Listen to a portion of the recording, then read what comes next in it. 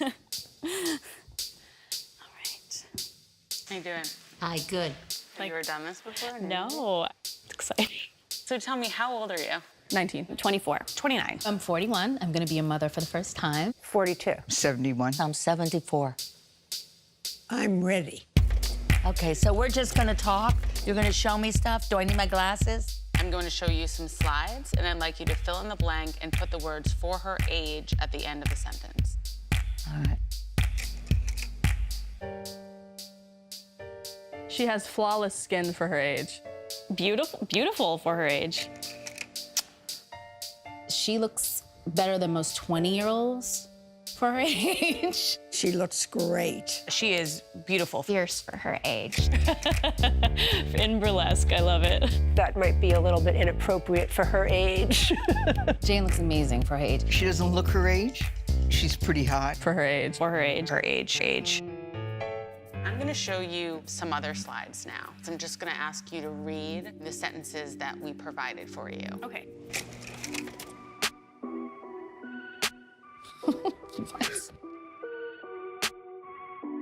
She dances well for a white girl. That's not nice at all. It's just ridiculous. She's rich for an immigrant? No. That's so gross. She's funny for an Asian. Oh my God, they're getting worse. Well, this girl's half Asian. And me and her dad are pretty freaking funny, so she's gonna be funny. She's pretty for a thick girl. I hate that. Beauty should not be defined by your size. Yeah, I hate that. She drives well for a woman. You can't think like that. And then you bring up your kids like that. Then you have a society like that. We got another one? Is it gonna be worse? There we are. She looks good for her age. So I didn't expect this to fall apart.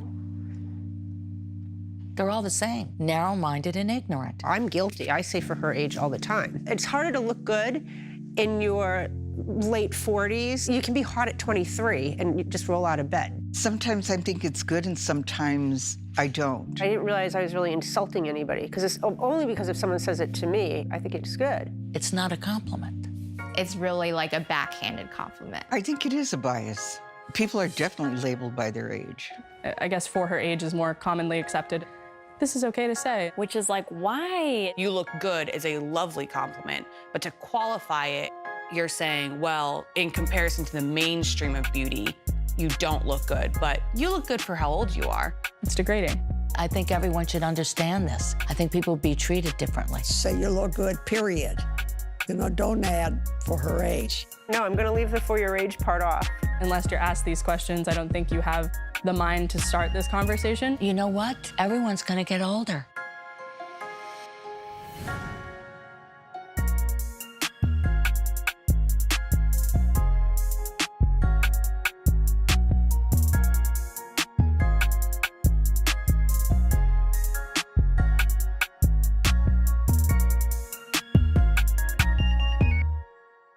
Hello, everyone. I just want to say, y'all look great. You don't look good, you look great. How many people are guilty of having qualified a compliment in the last day, week, few weeks? Yeah, me too. I think it's all of us, and watching this video is super impactful. So please give a warm welcome to Staci Alexander, Director of Thought Leadership at AARP. I am your token millennial, and Staci's Gen X. So we're trying to bring the generational conversation together and really have a great time. AARP is doing some super exciting things in this space, and I want Staci to tell us all about it. So Staci, how do we rethink our approach to generations, to ageism, to innovation? Talk to me. Well, I have one of the best jobs at AARP as the Director of Thought Leadership, because I get to imagine a world of possibilities. And the reason we make a video like For Her Age, and the reason we talk about issues like ageism, is it gets in the way, and we don't have time to have all these outdated ideas and these outdated beliefs. How do we build a world where we can empower people to choose how they live as they age, if we're still thinking about old ways of doing things. So how do we rebuild the way we learn, how we earn? You've heard folks talking about financial security on the stage earlier today. How do we rebuild the way we connect? So if we still believe that folks are limited based on their age, we can't come up with the innovations, the new solutions, the products, the services that we need to move forward. Absolutely. So let's dive in a little there. How do we rethink that? What's the first step in our brain of erasing these stereotypes and generational stigma that we may have? Well, we look at the people that we know and we look at our own lives and we realize that we see people who break the stereotypes every day. Look at the people in this room. Like you said, this is a good-looking room, period. It's a beautiful-looking room. Age is not the limitation. There are realities that we have to face. We have challenges, but there are solutions if we are motivated and if we are determined to think through them. We know that people want to work longer because either they need to or because their passion and their purpose is driven by their work. We have the opportunity to reimagine the way that we work. We have a workforce now that has 5 generations in it. So there are many more opportunities for multi-generational teams. There are lots of different ways we can do things. And so we need to be open to that. And to be open to that, you have to, once you're aware of the bias, you have to let it go.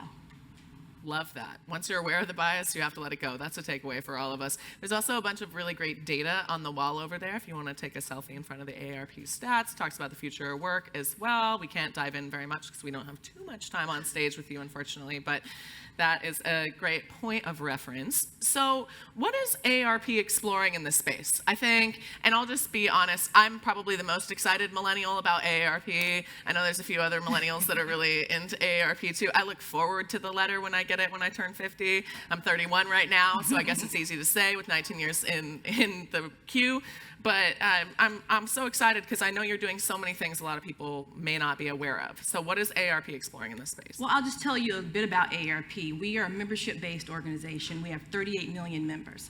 We are a social mission. Wow. Yeah, we are a social mission organization. So we are focused on empowering people to choose how they live as they age. We've always been a disruptor. We were founded by a woman by the name of Ethel Percy Andrus, who was a retired school teacher, who realized the power of the market to make social change.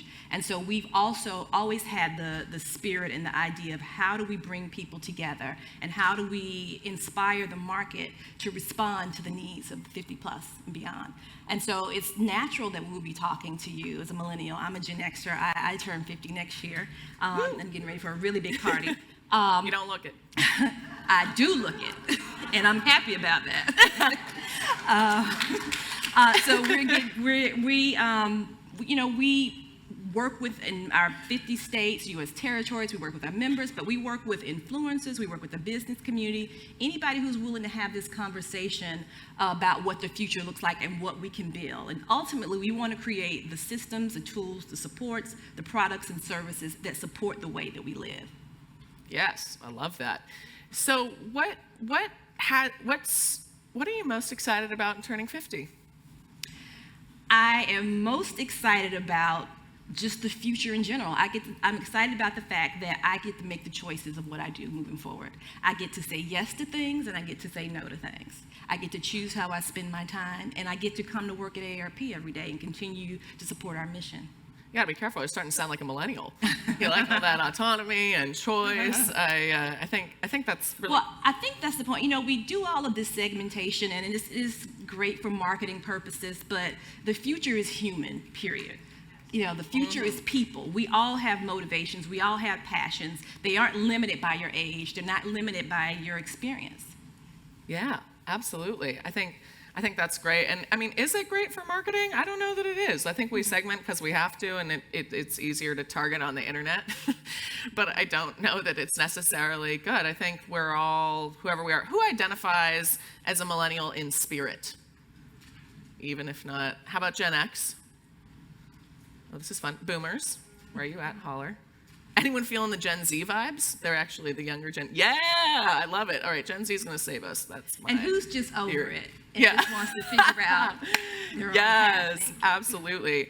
So what do you think is something that we can leave the audience with that they may not know about AARP and what you're working on right now?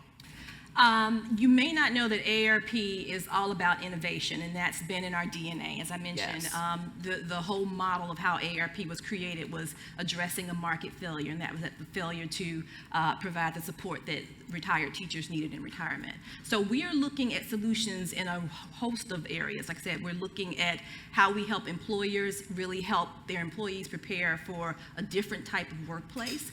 We are looking at innovations in terms of the products and services that the market creates for seniors. We know that universal design is good design, and so if you want to make good products, you need to make good products that appeal to the entire market, which includes the 50 plus. So we are in many spaces, but ultimately we want to be a partner, a trusted partner with folks on how they learn, they earn, they connect, and move forward.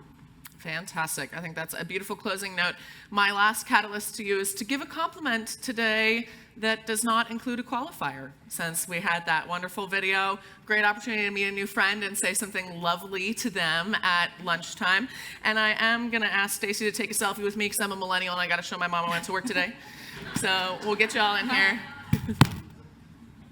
Yay! All right. Thank you all. Staci Alexander, everyone.